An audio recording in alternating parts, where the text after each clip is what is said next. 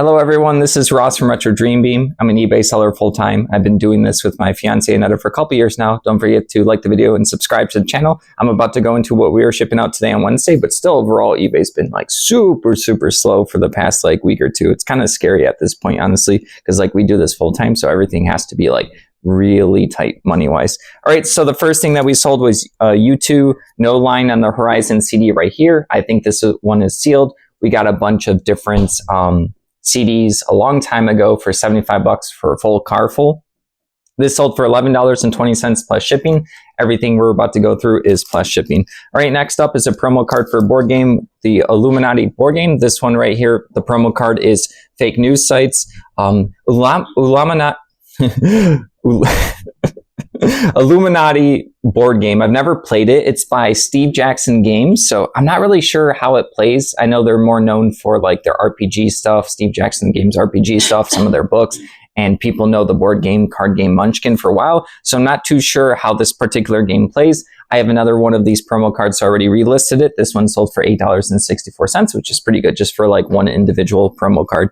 All right, next up is a miniature game rulebook Cryo-Mech right here. I don't know anything about this one, but this has like a sci-fi front, and then here's the back right there. There's a bunch of like sheets and inserts that were like included with this. There's like area of effect templates, character sheets, data sheets, and stuff like that. So those are included. This is going to repeat buyer for $11.89. I had one more copy of these, but I made a note to retake pictures to make sure that like all of the sheets are the same and stuff like that. So I just set up like a little listing station at the storage unit and took pictures of it. It's gonna be my last one after that one sells. All right, move along. We have a MCM like little green glass right here. And I got a bunch of green glass, like a big tub full from auction. I think she spent like $15. This particular cup has like ridges on it. It's only a couple inches high. This one only sold for $8. But I remember when we got that big bin of stuff, I looked at it and I was like, stressed out because I normally don't do glass and stuff like that. We haven't had any issues with any of it, but we definitely made a good amount of money from the auction. So she had a good calling on it for like profit wise,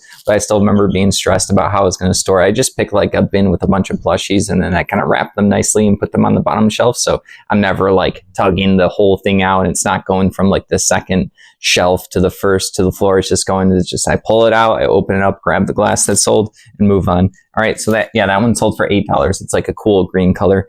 All right, next up is going to be a War Machine miniature. This is Lady Ayana and Master Holtz right there. This is going to be a character unit. So character units, I think you just add on to a bunch of other like little squads out on the battlefield. I got a bunch of War Machine stuff from auction. This is the Mercenaries. Mercenaries, I believe, they're kind of like their own faction where you're supposed to add them to other factions, and then some of them have rules of which factions you can add them to or not. This sold for $10. I have a note that I spent $3.75 on this one at the auction that I went to. All right, next up is a book, Swords of the Horse Clans right here. I think this is this a science one? Science fiction or maybe like no, that's actually more fantasy, sorry.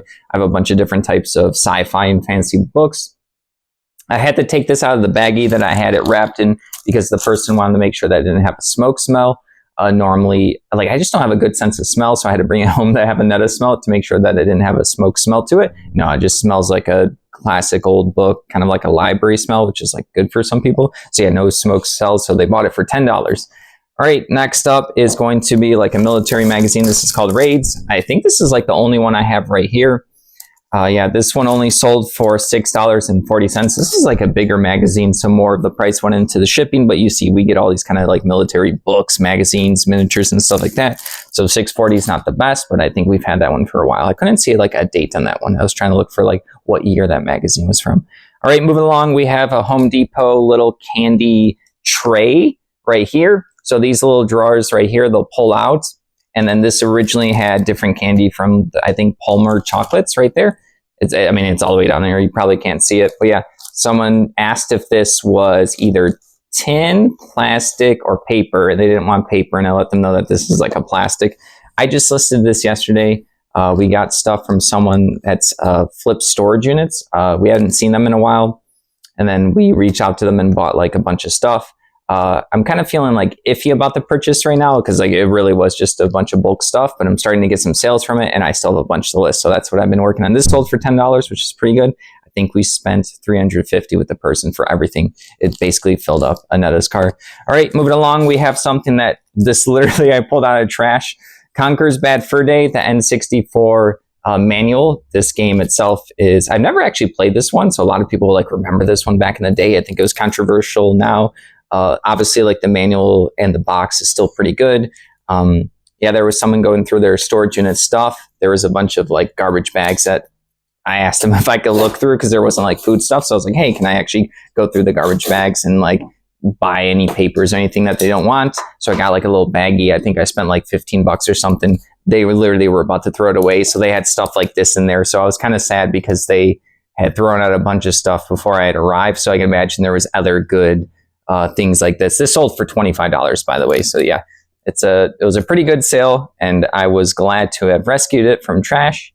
But yeah, I still like know that they probably had a lot of other stuff that also got thrown away, which is sad. But what are you gonna do? It's not your stuff. All right, moving along, we have a DVD. This is Thomas and Friends, Carnival Capers. This is gonna be a more, I think, recent version of Thomas the Tank Engine. This is not vintage. People do love Thomas the Tank Engine, like old stuff and new stuff.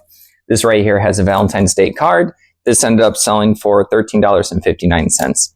All right. Next up is going to be some more Warhammer 40K bits and pieces. I've been selling a ton of these. I think it was a lot. It was a bin that I spent $40 on auction. It was a bunch of jars of bits and pieces labeled by the different factions. These are for the Tyranids, which are kind of like the little aliens with like the sights and stuff. So right here, you can see there's a bunch of like heads and weapons. There's no like bodies or anything, but people will accessorize their figures and maybe they'll do little custom projects with this. These have been the best thing from the auction that I got. These sold for $16.99 themselves.